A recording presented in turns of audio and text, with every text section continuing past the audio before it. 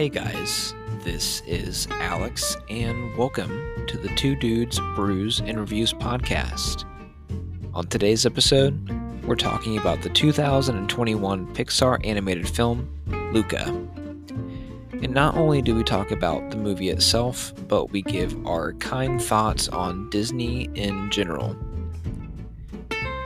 If you like what you hear, consider subscribing to the podcast and maybe even tell your friends about us.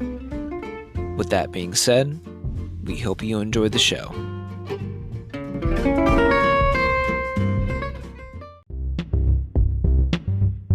I like it. It's hoppy as shit, though. It's an Imperial IPA.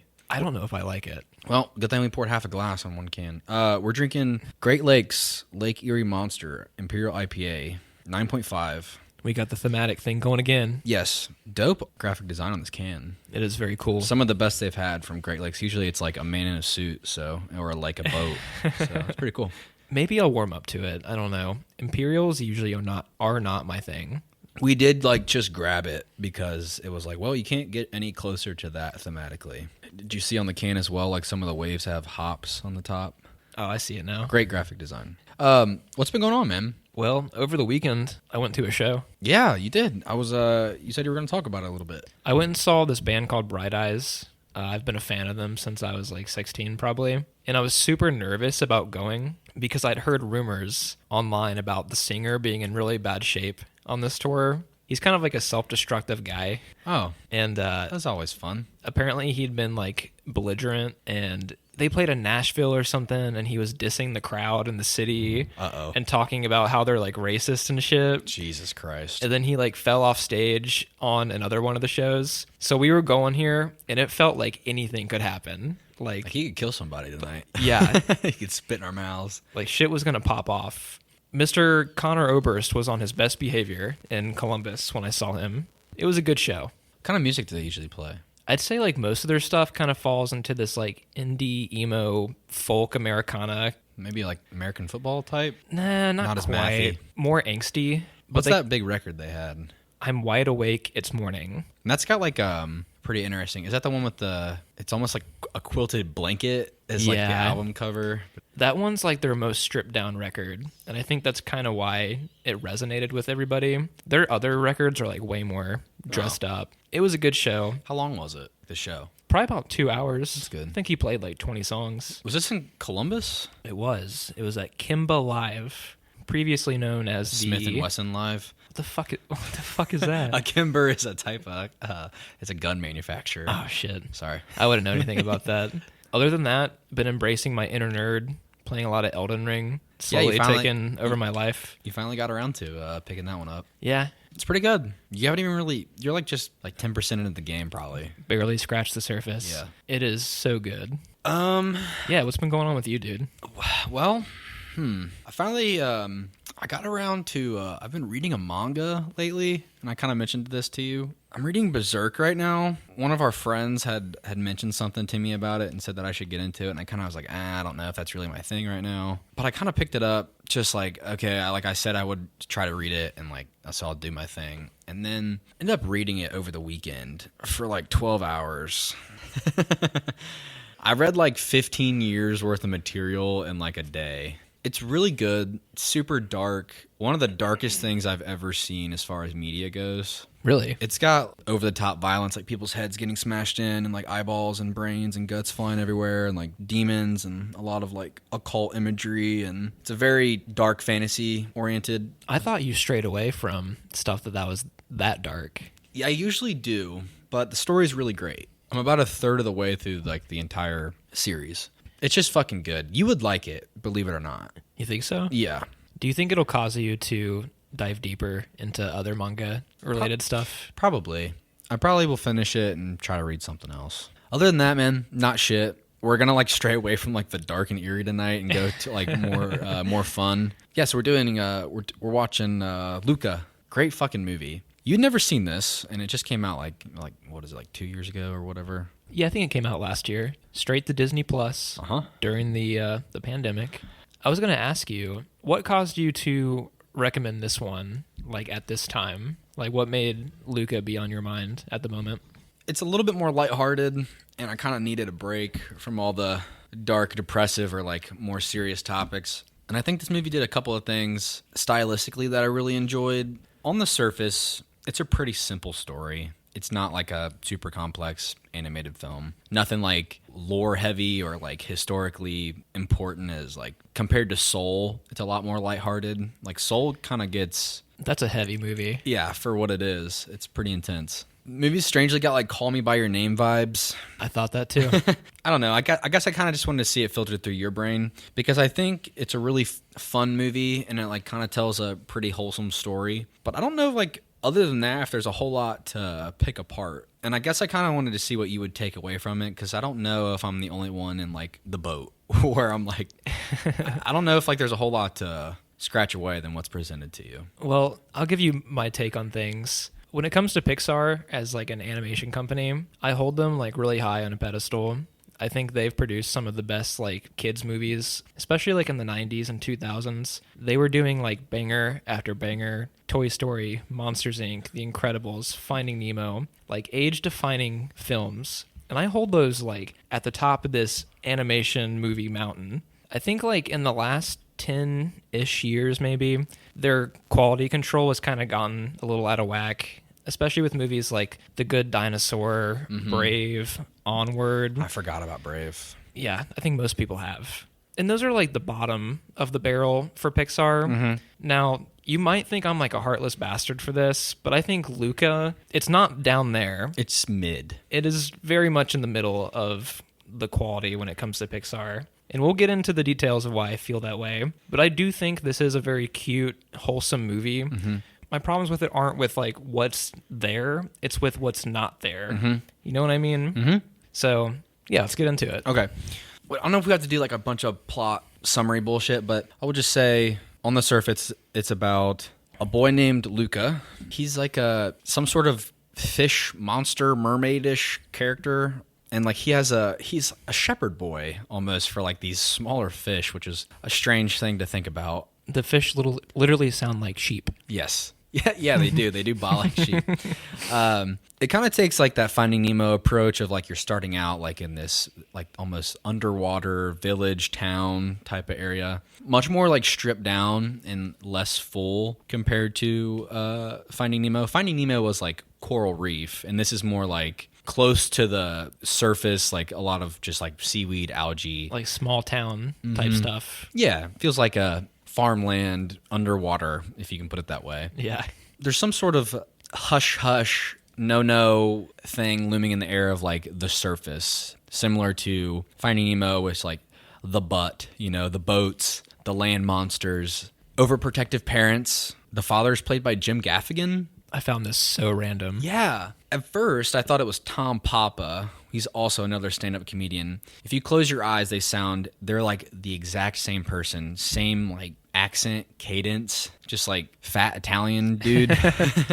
See, I'm not familiar with that guy. Or like Brooklyn-ish, I guess. I don't know how to put it. They sound the exact same. Like if I showed you a clip of them two talking, you would think it's the same person. They almost have like a slight feminine lisp in a way, accompanied by like a bravado deep voice. Very strange. But anyway, yeah, Jim Gaffigan plays the father. The mom is played by Maya Rudolph, former SNL cast member, wife of Paul Thomas Anderson, which I found like to be the most random fact that I learned in the last couple of months. What? I had no fucking idea. She's in Idiocracy, right? I don't know. I haven't seen that movie in a long time. She was in Licorice Pizza, which I just saw a couple days ago. Bridesmaids. Probably like more Judd Apatow comedies that I can remember. Yep. She's in Idiocracy. Sorry. Okay. She's in Grown Ups. She is? Yeah. She plays fuck. Whose wife does she play? Kevin James? I don't know. It's all a big circle jerk when it comes to them. Anyway, the child actors are like no names or like people that I've never heard of. I believe the boy that plays Luca, It's Jacob Tremblay. I believe he's in a lot actually. I was familiar with his name. The kid that plays Alberto, I was not familiar with. Jack Dylan Grazer. I thought him, like Alberto's character, actually had the standout voice acting among the kids in the movie. I thought that Luca, and I know this is what they were going for, he is a child, but it was weird hearing such a natural child's voice coming out of him, where I'm used to them kind of like casting adults most of the time for these kids. Yeah. I don't know. Maybe that was like an adjustment that I needed to make or something. They're both very innocent characters, as it should be, I guess. I mean, they're children. I wouldn't expect them to like have a grasp on what it means to be a human being quite yet. But I really enjoyed just the way the movie gets set up. Luca's already like a curious kid, and he goes into this story. We already get to know him as like somebody he seems like he's trying to break out of this shell that is in these boundaries that his parents have set up for him. Like, say no to drugs type of deal. Yeah. You don't understand me, Mom, type of thing. So, me and my boys just trying to get lit. yeah, Mom, come on. Quit being a narc. I believe the movie starts out with him getting more curious because things start dropping out of the boats, and he like starts finding like relics that would be considered land monstery, like a deck of cards, and that's all explained in your like cold open with the two sailors, which is honestly one of my favorite scenes of the movie. The lighting, just the setup of the fact that there are monsters in this world. I think it was really well done. They use like a vinyl record player to play some music out on the water. Did you notice that this was the most durable record player like in the fucking world? Yeah. It sat at the bottom of the ocean for like 2 days, and then Yeah. they're able to play it later. If I spilled a bottle of water on my record player, I'd have to buy a new one probably. Yeah, for sure. Continuity error, for sure. They don't make them like they used to, I guess. What time period does this movie take place in? The 50s or 60s or something? Yeah, like, it's definitely not modern day. No. Even like the clothing they wear is a little bit more stripped down. It's kind of modern, actually, because like all modern clothing is like going back to that. Yeah. Like really boxy cuts and like textured fabrics. Anyway, I really enjoyed the setup of this movie. Like the first 25, 30 minutes maybe. get really intrigued. It creates a lot of like curiosity. And I was kind of surprised by how quickly they leave the ocean. I don't know about you, but were you expecting there to be more like Set up or like lore supporting characters like of that community before he like went out to the town? Yeah. It's a lot less adventurous than Finding Nemo. Yeah. I guess if you're going to compare it to like, underwater. God, dude, IPAs make you burp so much. They give you like such bad heartburn. Oh, this will be a fun one then. It sounds like we're slurring over our words. I just keep getting burps. My mouth is like extremely dry. Yeah. Yeah.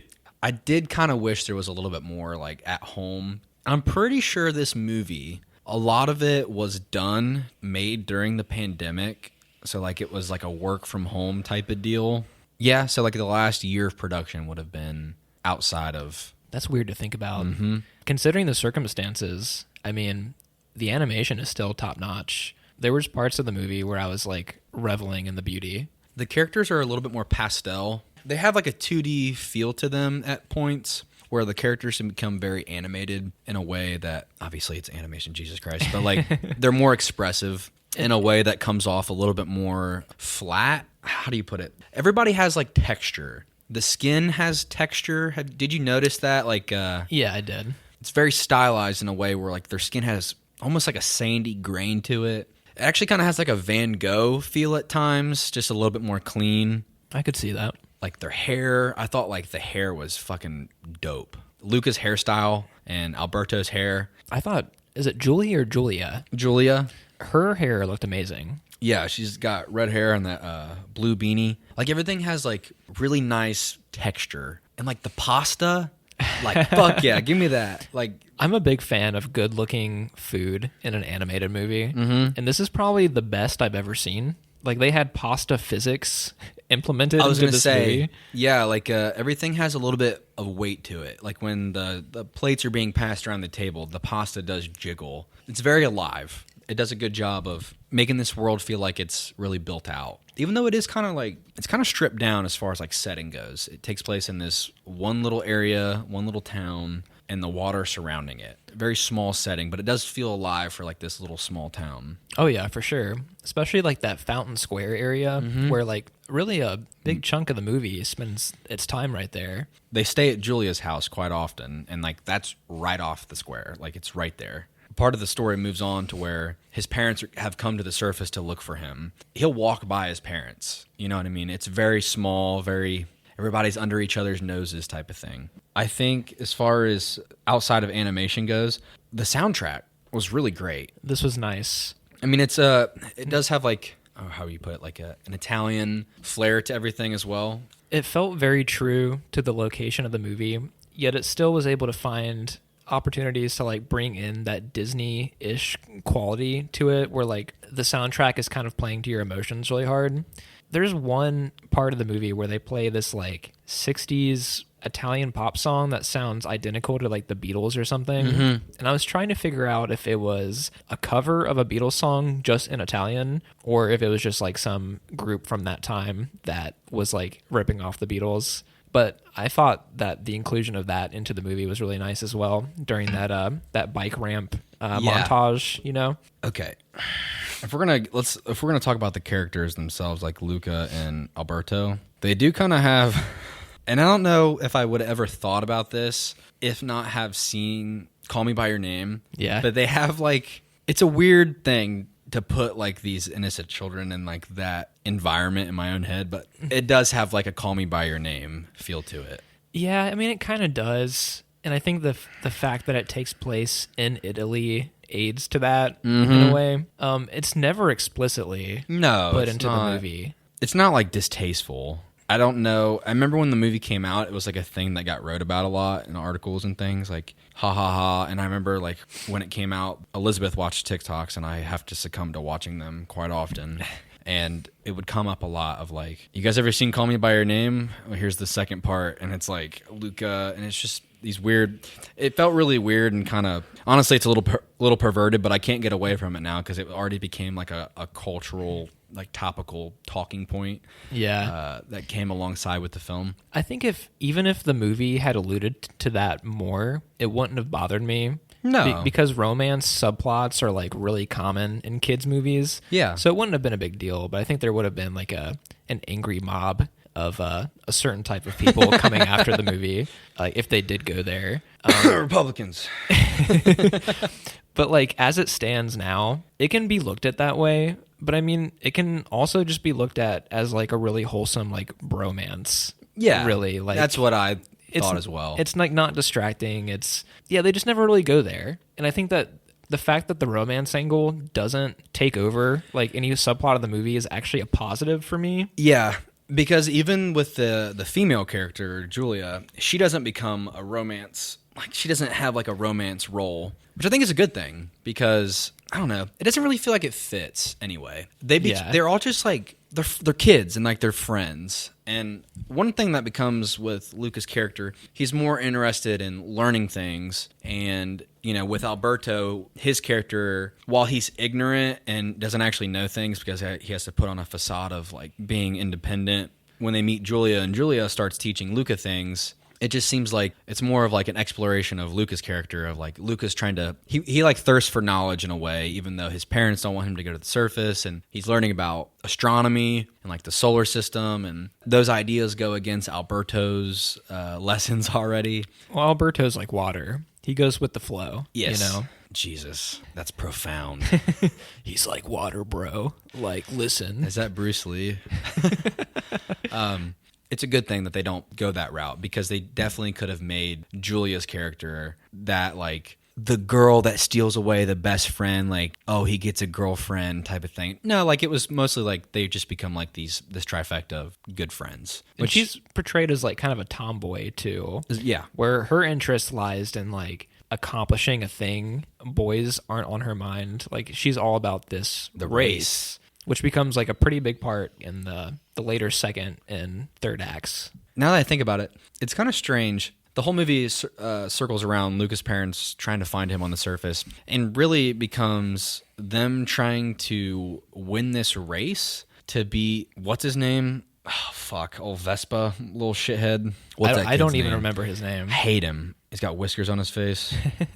I've seen people reference him in relation to like the villain from Ratatouille, which I have not seen. People say he's like the younger version of that guy. Yep. I have never 100%. seen the villain from Ratatouille. Ercole. Ercole? Yeah, that's his name. He's actually played by an adult. So he's one of the kid actors that is portrayed by an adult. Ercole is like a kid going through puberty, and he's a kid that he rides around on the Vespa. The Vespa. We have to bring up the Vespa. This is the MacGuffin of the movie. It is. What the fuck does that mean?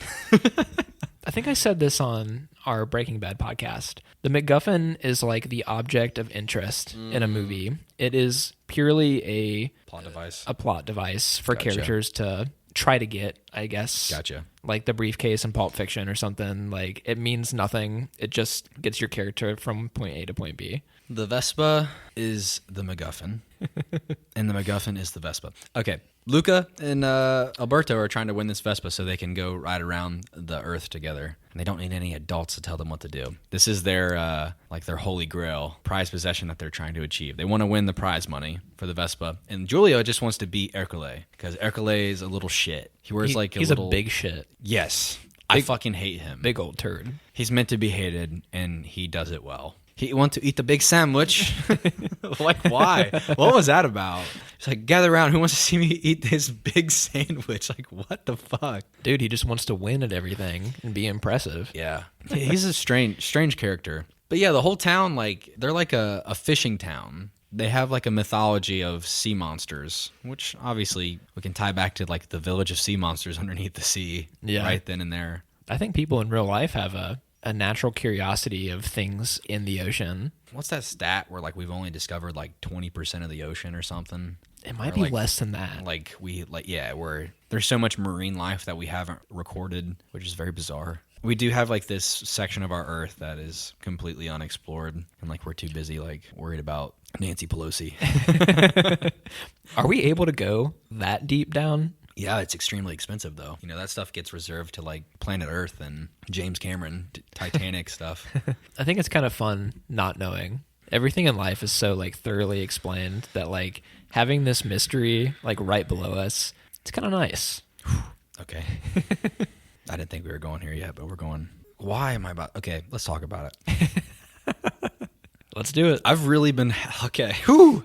Do you ever think about? I've really been intrigued by religion lately and like curious about shit around that kind of, I don't know. Like we talked about it on Life of Pi quite a bit. And I guess just branching off from that, I find it so fucking bizarre that so much of our culture and lives and like all these systems that are in place that help support our society, a lot of the ideals come from religion and like Christian ideals, and Constitution is based off a lot of these things, and like the founding fathers and just all this weird shit. And I find that so fucking like, isn't that fucking weird? It's weird, but it's all we know. It has never not been that way. Yeah. I don't think, except for like cavemen. Yes. I just find it so bizarre that a lot of things get pushed through that filter. And it's tough for me because I want a like non-human explanation for why we do those things. Like I want a non-human explanation. Ed, how do you put it? Do you know how, like just so much is filtered through? I can only perceive things through my eyes. Oh, okay, I know what you mean. And it's like I want to see outside of it without my biases. I need to read more about history or some shit because it fucking aggravates the shit out of me. I was surprised we got here. Yes. We're 35 minutes in. The ocean. Yeah. We were just jumping topics like fucking crazy. Fucking shit. Anyway, where were we? I don't think we were anywhere in particular. Okay, let's talk about, does the water look thick to you? Does it look thick? The water is thick, not like busty, but like the water is the way they animate some water. Like, do you remember when Luca kind of has one of the first dream sequences when he tries to peek his head out above the water like bubbles over his head, like he can't push his head through the water to see the boat? The water's thick, bro. I saw that as like metaphorical. It is. Because I don't think it does that again. No. After that part.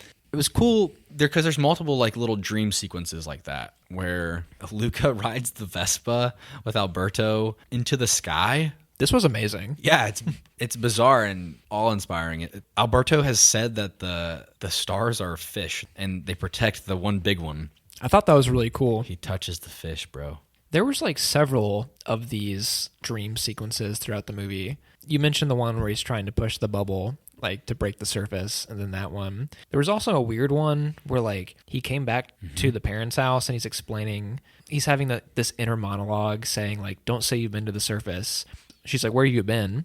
And and he says the surface, and then like the mom gets all like angry and like it gets really scary for a second, and he like snaps out of it immediately. I wasn't really a big fan of the way it was implemented right there in that scene. Like I felt like it was kind of a cheap way to insert tension, but the other parts of the movie, I think it like really nailed it. The grandma bails him out of that situation. She does. The grandma is cool as fuck. Very small role. I think they like sleep in the same room type of thing. It's like a Patrick Star type home, like one room under a rock. This would be a shitty living situation. I think it might have something to do, I'm pretty sure, culturally speaking, Italians live one family, one house. But like one room? Yeah, maybe. Okay. I'm sure like economically maybe sometimes, yeah. I'm pretty sure that's what happened with during COVID. I'm pretty sure that's why COVID like wrecked Italy.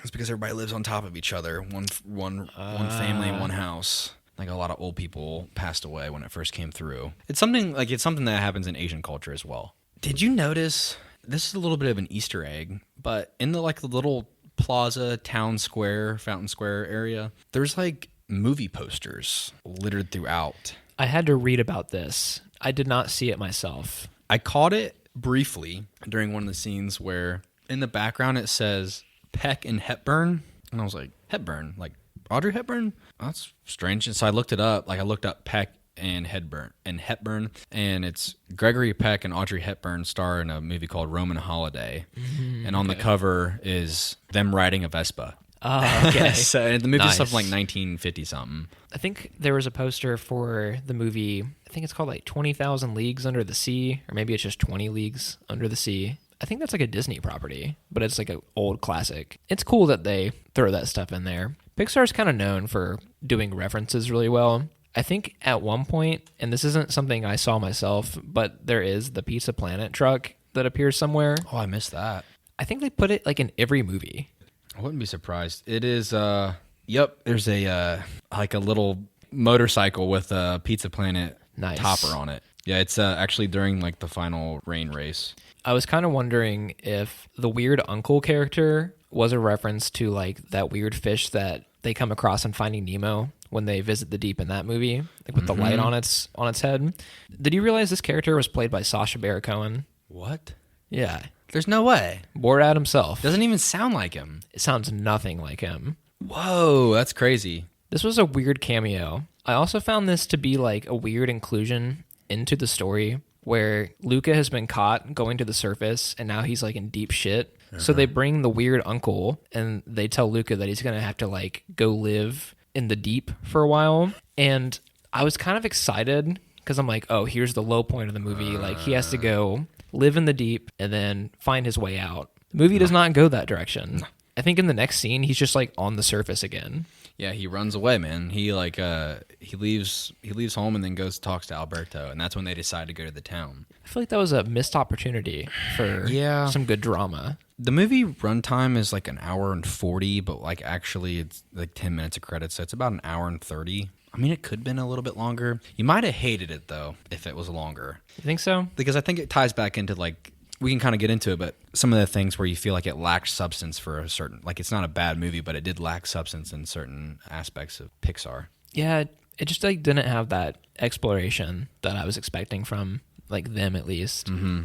Like I thought it would have been really cool if more world building. Like Luca had to go down there and like, I don't know, find a way to escape, or like Alberto would come rescue him and they'd like sneak off while the weird uncle was sleeping or something. Like that could have been a really good scene. Yeah. Also, on a positive note, I do think it alluded to world building in a way, because the uncle goes on this tangent about whale carcass flying into your mouth, and like so you can't avoid it. You just, so if your mouth is open, you get the whale carcass. It's kind of nice, actually. Like, it's very bizarre. I do think most of the characters serve purpose as far as moving the plot along. Like I think the mother is overbearing, the father is like a little bit more neglective and doesn't really give a shit. He's more worried about his crabs.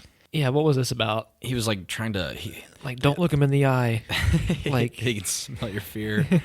Very bizarre. It's almost like a county fair type of like show your goats type of thing. Yeah.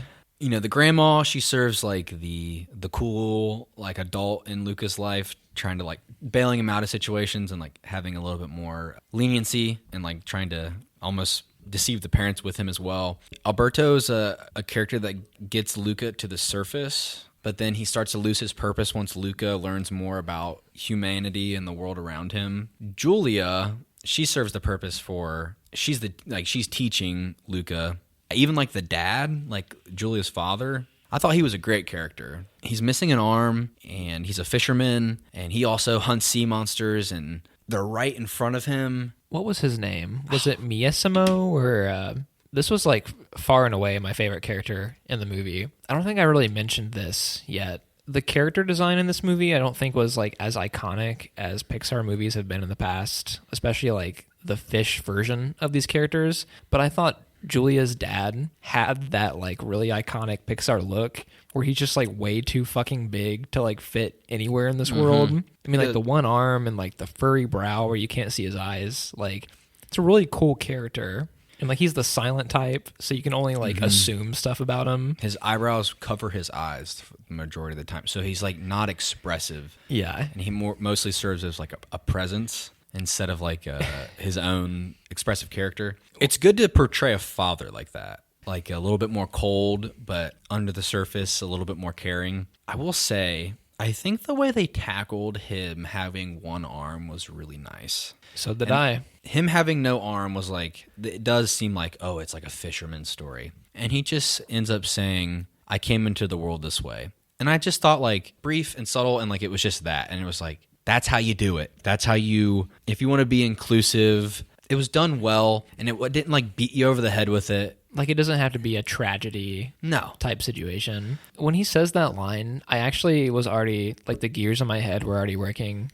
I started, like, thinking about how Luca and Alberto were brought into this world the way they were. And that kind of does play out in one of those final scenes. So I think that was, like, a nice, like, callback or, like, a full circle thing.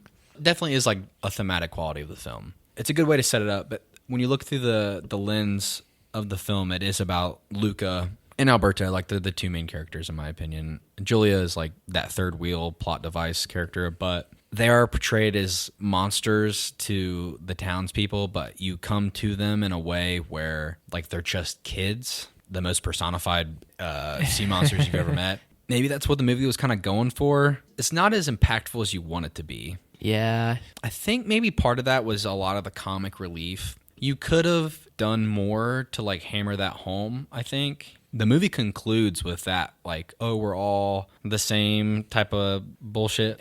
But it only happens in like 10 minutes, you know what I mean? Yeah. You know what I mean? The movie does build up to that throughout the Luca learning about the world through these textbooks of Julia's and all these things where, to me, it was setting that up, but it wasn't as impactful as I wanted it to be. You're talking about the school angle or just like multiple things? Just in general, yeah. Like him learning about the surface and being interested in school and things, like these were all like good ways to try to show that he's just like you and I type of thing. I just don't think it was done as well as it could have been. There could have been more scenes where, here, let me put it this way. Luca always is in conversation with somebody to like get these points driven home, and it's never like a self-reflective thing. Yeah. Where his character, he's very unaware, and all his input or all his ideas and plot devices are through either Julia or Alberto, and they're like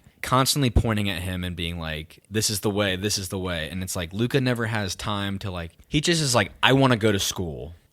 He never has like, you know what I mean? It doesn't, the dream sequences kind of serve that point, but he never has like a self-reflective moment of like what he really wants. Someone's like always hanging over him. Parents, Julia, Alberto. I think I've used this description before, but like for 2/3 of the movie, this is going into what you just said. He's a character that doesn't make stuff happen. Stuff happens to him. Yes. And I'm usually not the biggest fan of those kinds of characters. Like when that's like your protagonist, I usually find myself being more interested in the supporting cast other than our main character. I mean, it was fine though. Like it wasn't like a big deal. it was a little underwhelming. Like his character was kind of undercooked in a way. Yes, I'm just saying maybe if a little bit more of that was added in, it may have had that more profound Pixar feel to it. Yeah. Perfect example is in Soul. That movie's like from the get-go, like the beat is fast. Like you get rolling. It's all about him going to these jazz gigs and he's trying to like make his name and get his spot. And one of the best parts about that film is after all this shit happens, he settles back down at that piano. And like that's that big, intense, profound Pixar moment where it feels a little bit more like larger than life, and it really helps drive the themes of the film home. Whereas this one, you don't get that like character self-reflection. Now, mind you, he's a child and he's not a grown man, and like the main character in Soul is. Yeah. You do need a little bit more of that. You want to be more personable with that main character to try to get like those big themes driven home. I do want to say before we talk about the race, this movie is absolutely beautiful and vibrant. We did like touch on like the animation and everything pretty briefly, but like some of the lighting was superb. Like specifically, I remember moments where Luca's like running around Jupiter once he learns about it. Little moments like that where the movie does kind of take like these big leaps and bounds as far as like creating like fantastical kid wonder and innocence. Especially when I remember when the parents come to the surface for the first time. They like come at like dawn. And that shit looked like something out of a Scorsese film or something. I mean, it was like beautifully lit.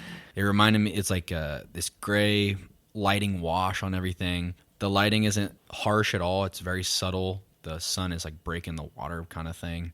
I think the way the parents acted throughout the town was fucking hilarious. Like the mom like kills all these kids during the soccer match. Yeah. Which I thought was kind of cheesy a little bit, but I did think it did a good job of showing like motion and movement throughout the scene, where like she would just bump into a kid and this kid would fucking die and like hit the fountain. I thought this was like super entertaining the way it was portrayed, but I had kind of a big problem with it, like storyline and like logistics wise. What would happen if they found him? They're pouring water on these kids out in public. They would have like outed their son like in front of everybody. Like that would have created like a really dangerous situation. And the movie like kind of ignores that aspect of it. That kind of bothered me.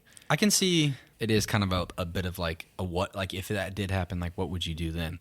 Because it does play on like the if you get wet, you'll turn into the monster again, and like that's littered throughout the film. Like even with the cat, you know, like the cat sees them. We didn't even talk about the cat. The cat was fucking cool. I love the way the cat, his character design was really different from everything else in the movie. It almost feels like he was ripped straight out of like an anime or like the 3D animation version of an anime. Like a super expressive cat. I've heard a lot of references comparing this movie to like a Studio Ghibli type thing. Like a Miyazaki film. And I think the cat was like one of the biggest examples of that. Because even the snout of the cat is like divided in a way where like how do you put that? I'm not sure. God, whatever vet is listening right now is pissed. But the part where the whiskers are at, like the nose. Shout out to all the vets. Thanks for Iraq, boys.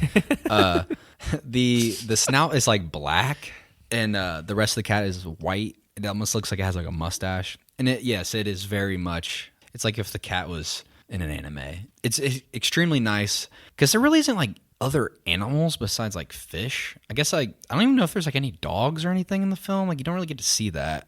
I thought the cat led to some of my favorite comedic moments from the movie. Can't remember the context exactly, but there's a part where they're eating pasta at the dinner table and the cat already knows that they're fish and it creeps over the shoulder of the dad, and the way it's timed within the context of that scene is like really funny. I also enjoyed when it like was thrown into the water and then you get the shot of it like terrified and wet right afterwards. Yeah, that stuff was really funny to me. I do like when they're out on the boat with the father. Like I think that was one of my favorite scenes in the film where I thought this could go terribly. And it does help create that tension. Well, anytime that the dad moves, it like rocks a building. The boat sways, they get wet, they have to cover their hands up and stuff. They have to get the money for the race via fishing because the dad mentioned something about money being tight. and he doesn't know if like she can enter in the race and everything because the fishing isn't going so well. And Luca and Alberto know where the fish are at during this spot of the day, which I thought was like really smart. They're like, actually, this is like a graveyard, and they're like, whoa, like, I mean, how would you know this? Yeah, and they're like, and that's what we've heard, and like actually, all the fish are over there right now. What's the relationship of these humanoid fish people in comparison to actual fish? Because Alberto makes a comment like, yeah, we know lots of fish. Yeah. And I was wondering, like, are they okay with leading these fish to their death? Yes. Are they less human-ish than the other fish? Lead these fucking pigs to slaughter. Yeah, I don't know. That's strange if you think about it. It's not like a big deal, but it was like a kind of what the fuck moment for me. They are kind of like humans underwater type of thing. Maybe to them, they're like just animals. It doesn't need to go there. Don't think about it too hard, man. You're going to ruin it. It was just my curiosity. Damn it. God damn it. They're cannibals, bro. I mean, I think that was pretty smart. And then obviously that leads into them getting the money for the race. And I do want to talk about the race because the race is like your climax of the film. This is good. Luca, at this point, like he outs Alberto as a monster. I thought this scene was really great, really well lit. It's at sunset on the water. And it does, when Alberto is shown to be a monster, it has like that classic horror feel to it. The sun is behind him, so like the front of like his body is like completely obscured. More in silhouette. Makes him look way scarier than they really are. Also, the soundtrack helps during this moment in the film. I think this is one of the rare moments of the film where it felt like Pixar to me, like where it was like an emotional moment, like coming to a head. Mm-hmm. It was definitely a highlight of the movie. Ercole also is like hunting monsters as well. So like he also serves as an antagonist in relation to like the race and to them as well. Like he's already like suspicious about them because you get like these montages of them like practicing for the race, like out on the water and stuff and small things like that. Also, Ercole like smacks the shit out of his friends. Like constantly. Like, and then he tells his friends to smack the other friend. Like I was like, God damn. Who is this guy? Who was he actually? He's just a fucking little shit is what he is. I saw a comment on Reddit saying that the movie alluded to him being like the son of the mayor, and I did not catch that myself, even over like 2 viewings. I do want to say, if we're talking about not catching things, a lot of the characters use French at certain aspects of the film. Italian? Yep.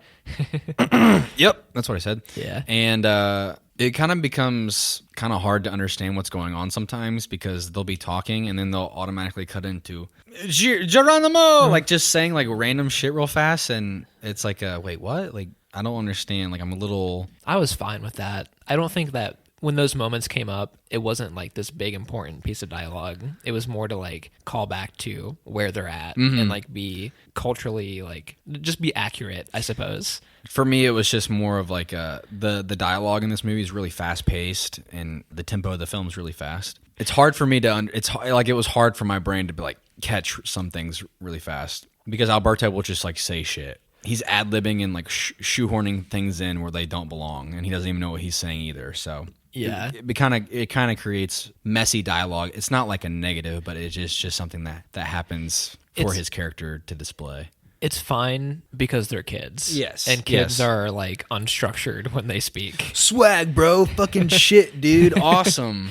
Like you know what I mean. This movie would have changed a lot if it took place in 2022. I wish. No, never mind. I don't wish they would do that. Bro, that sea monster is like cap. No cap. No cap. Bro, I saw a sea monster down by the shore. No cap. For real?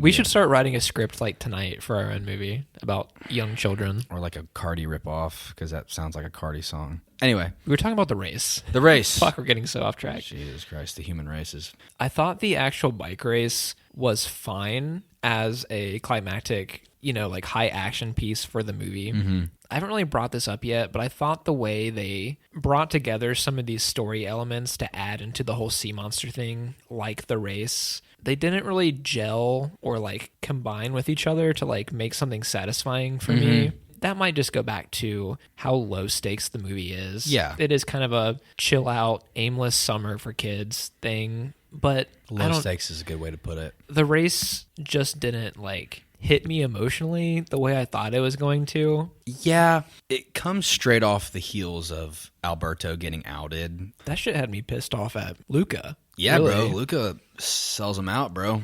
I mean, really, out of the two characters, I prefer Alberto to him. And to see such a rigid betrayal like that, I'm like, fuck Luca. I mean, not really, but... We kind of didn't really talk about Alberto's character, but Alberto, once Luca outs him, Luca goes and looks for him back at like their little hideout. And underneath the Vespa poster that they were so obsessed with were tally marks for the days that had gone by without Alberto's father. He brushes over that pretty fast. It's like, wait, whoa. Yeah, Alberto's dad like just straight up left him. It does come out of nowhere. It might have been alluded to a few times. I had read theories that the Silencio Bruno thing was like maybe Alberto's dad was named Bruno, and like that was his like coping mechanism of sorts. I mean, you can tell from the get-go that something's off with Alberto when you first meet him. Like you knew like something like that was coming. It's a very subtle, but even like in the way his facial expressions communicate to you that he's like dealing with something underneath the surface a little bit more. Well, Luca makes a comment to Alberto about saying, oh, your parents are cool. They let you do whatever you want. Alberto kind of like changes the subject really fast. So that was like a nice way to allude to that later. Yeah, like the whole point of like getting the Vespa is like Alberto needs somebody too to like get away from his tower and his hideout, and he finally has somebody to share the world with, and Luca needs it to avoid his parents as well. So yeah, man, the race. I already gave my thoughts on it. You can go ahead and... I mean, some of the things I did like that did happen during the race, I am in a slight agreement with you when it comes to the importance of the race and whether or not it has genuine stakes or not. I liked Ercole covered his friend in oil to like help him swim, and then like the kid like gets basically chummed up with little anchovies start coming after him. You know, Luca, he can't swim out in the open or everybody will see him, so he puts on like that diving suit. It's like the scuba suit from those monster movies. I think of Scooby-Doo. Yes. Kind of like the 70s. And he has to walk underwater and go around the chain. I thought that was cool. He eats the pasta and then he rides the bike. I mean, yeah, that's about all it is. Real talk. Like, and then it starts to rain, and like that's like, oh shit, that's your oh shit moment during the climax of the film.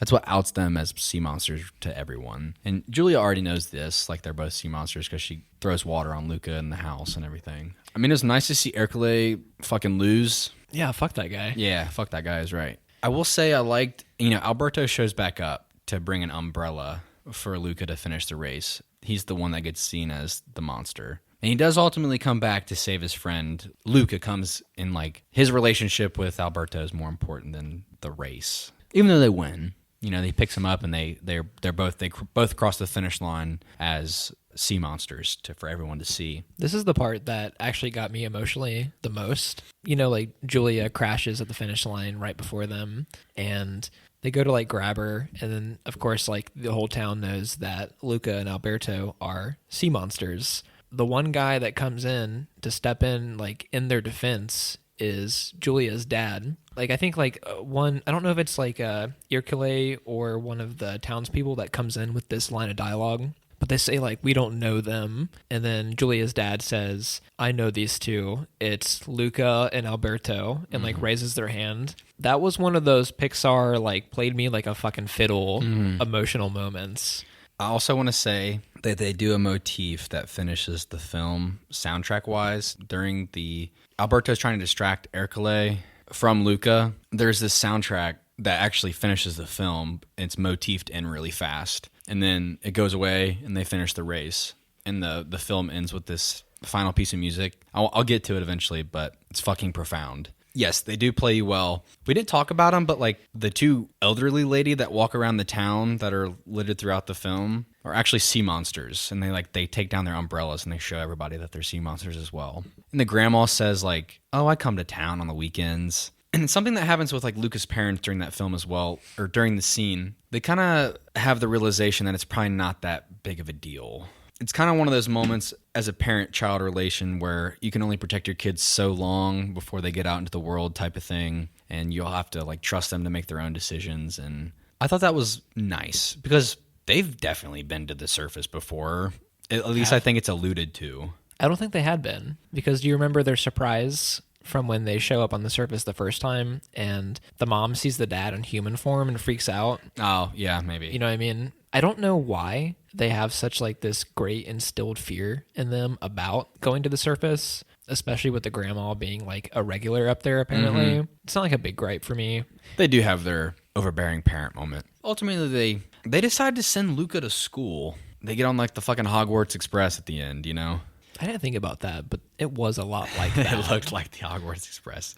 I think this last scene gets me like every time. Really? Like bad. Him getting on the train and leaving Alberto? Because Alberto sells the Vespa that they worked for to pay for the train ticket. And Alberto is going to stay with Julia's father and help him out, like fishing and stuff. You know, Luca gets to say goodbye to his parents and all that. And he thinks that Alberto's coming with him. And I thought like, damn, like it gets me every time. Oh, dude, it's so good. I feel like this would have hit me so much harder if the school thing was emphasized more. I'm sorry if I sound like a heartless bastard, because I know you told me that this months ago when you saw this. I think you told me how much the ending of this movie like hit you. Yes, terribly hard. I just felt like it like rushed like crazy to get to that point. And when he's like getting on the train and leaving, like I am sad to see those two characters like depart like that. But his reason for leaving felt really weak to me. And as he's gliding off into the sunset, I strangely felt less than I thought I should. I don't know. I will say the only thing that really, I was trying to be very honest with myself.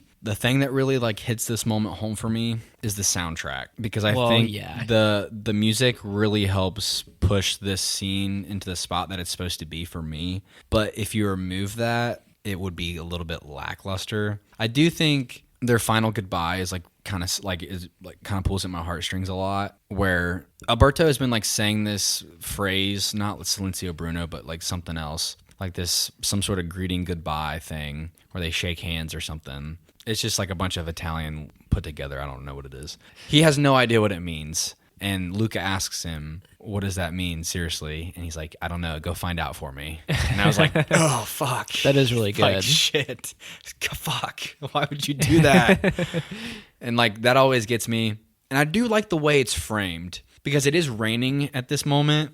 Alberto steps off the platform of the train out into the rain and is like cheering Luca on. And it's from Luca's perspective. And as the train's moving through the tunnel, it cuts off Alberto like perfectly in a way where the train starts to cover him up ever so slightly until he's gone. And then like you're left with this, you know, the swelling of the end of the soundtrack really hitting it home. And then Luca looks out onto the island where they came from under the water. And it's like, okay, I sign off. Like, I don't think it's like, as far as like a complete movie goes, I don't think it's like as profound as I want it to be. But I do think the moments where it shines, it really shines a lot. The movie does a lot of subtle things. So we talked about like the food and animation. The soundtrack was a little bit, I think the big orchestral swells don't fit anywhere near like the thematic quality of like the Italian opera feel of some of the soundtrack. They aren't very cohesive, but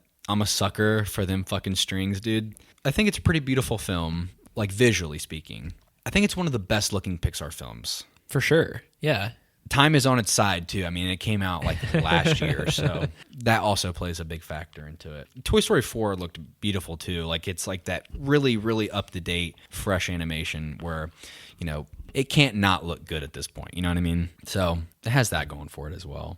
It's just a fun movie to me. It's nice to not think too hard sometimes when it comes to these types of films. I think Pixar does go sometimes too deep into like breaking your heart and blowing your mind. And it's nice, like you said, to have a break from that. At the end of the day, this movie is like a chill out, low stakes, aimless summer of these young kids. And that's okay. I think it just didn't vibe with me as much because I have like a certain expectation. Yeah, for sure. Of who Pixar is. It's not a bad movie. It is mid for a Pixar movie though. But they did something different for them, at least. Like I like the way it captured culture. You know, that's something that I think is missing in a lot of Pixar movies, because a lot of them are like Cars, for example. It's fucking like they're cars. Like, what do you do? The concept of that movie is, what if cars could talk? Yes. I think the movie Okay, the two movies that I think that capture culture the best out of the Pixar films are probably Ratatouille and Soul. I mean, you've got... I think some people would argue Coco is Yeah, in that we watched. I watched conversation. Encanto as well recently, and that was okay. Yes, I don't care about those movies as much though compared to the Encanto isn't Pixar, is it? or maybe it's a Disney animated movie. I think so. It's so God, they're so fucking close. Where like it's sometimes it's like I don't know which one's a Pixar film anymore. I kind of wish that Pixar would like break away from Disney. They used to not be. I know. All their best movies from that time. Yeah, Coco. You're probably right. Day of the Dead. Do you know that Disney wanted to trademark Dia de los Muertos? Yes. You ever seen that? Fucking what? I'm not sure if I've ever talked about this, but I kind of like have this spiteful disdain for Disney, even though I'm a fan of a lot of their properties. Let's fucking go there. I find them to be like a really tyrannical... They own everything now. Yeah, I don't know, man. They own a lot of Marvel. They own Fox. Disney, childhood nostalgia, like come have an adventure. But at the top of that company, it's like... It's all about that merchandise, baby. Like holding the power against all these other... I don't know. Yes. Not to mention the fucking insufferable parks. You know, I've been thinking a lot lately. We kind of had this conversation briefly at work. I may be able to go my whole life without ever going to Disney World ever again. Like, I might take my kids there, but I might be able to go my whole life without going there ever again. We talked about it really fast a couple days ago, but I think Universal theme parks are so much more fun than Disney. They have better rides. They've got really fucking good food at Universal. You can get, like, some really good food at Universal. They have a bunch of restaurants inside the parks that are... They serve good fucking food. There was this one where it was like inside of like this giant rock building, and obviously it was like created that way to look that way. It wasn't like brought in a big giant rock and carved it out from the inside. But they've got like the Hulk ride, Spider-Man, Simpsons. They've got Harry Potter there. Those theme parks are a lot more loose than Disney. Disney is like some sort. They try to like create this experience, and as an adult going to the Disney parks, I feel. Is it too rigid? It feels, I always feel like I'm trying to be sold something. Yeah. Like constant, like, character parades and stuff. And, like, look, that stuff is definitely directed towards children. The adults got to take the children there. And it just doesn't seem, it just seems like they're fucking pimping shit out. Like, I mean, don't get me wrong. I love going to Disney World. I think it's fun. Universal does have the advantage when it comes to like thrill rides and stuff. And they have like some of like the quote cooler stuff, like action movies and thrillers and like rides based around that. But I do find that Disney is really immersive. Like the special effects work and stuff on their rides is like insane. But I do agree that they're pimping shit out. Like it feels like it's curated for. It's just kind of weird. It's a money machine, dude. Yeah. Like staying at the resorts, like all these super expensive. Like you can go to like the Grand Floridian and spend like $3,000 a night to stay, and it's just some things like that where I just find it way too much. And I understand that it is like a big ecosystem. It's weird. It's like a film company, like a theme park, and they have like the Disney Channel. It's just a lot. I didn't think we'd really go here, but it is a lot to... It's just this big machine that's like really scary to me. I don't really like giving my money to this shit like that. I probably would have never watched this movie if it never came straight to Disney+. I would have never went and watched this movie in theaters. We talked about it earlier, but I went and saw Toy Story 4 in theaters. That's the last Pixar movie I saw in theaters, and that was a couple years ago. Same. You know, Soul came straight to streaming as well. Obviously, the pandemic had something to do with like the way we shown movies now. I don't know. It's a good movie. It's like a 7 out of 10 for me. I'd go with like a 6, I guess. Okay. I thought it was fine. I liked most of it. I enjoyed the characters. I thought the villain was kind of lame-ish. I don't know. There was something there, though. I mean, there was hints of the Pixar magic.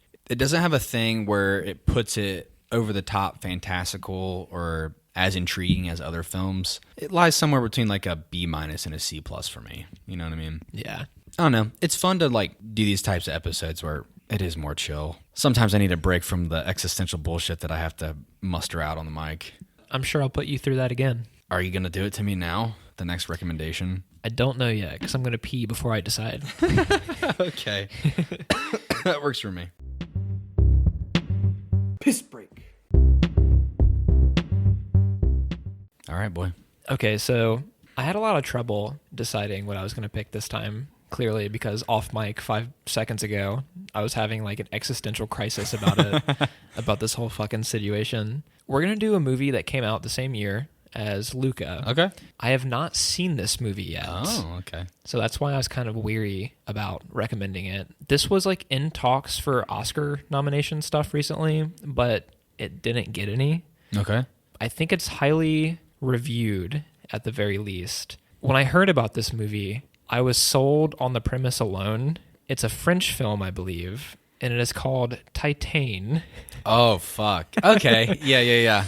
I know. Oh, hell yeah. This will give me a great excuse to watch this one. I know almost nothing about it except that it involves a woman impregnated by a car. Yes. And apparently, it's like a really deep movie that's kind of moving. I've also heard, like, yes, on paper, it's like, what the fuck? But in practice, it's very, very good.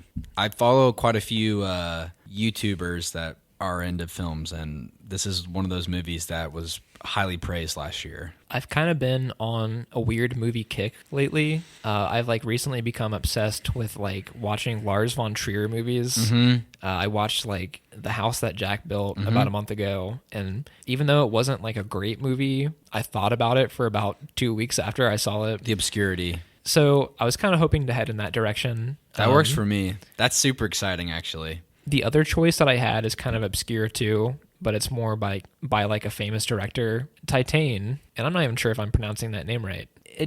There's something that made me want to really talk about this. So let's try that out, I guess. Oh, you know I'm going to take this shit and run with it. I'm excited. Okay. I had heard about this movie. All I know is that a woman fucks a car.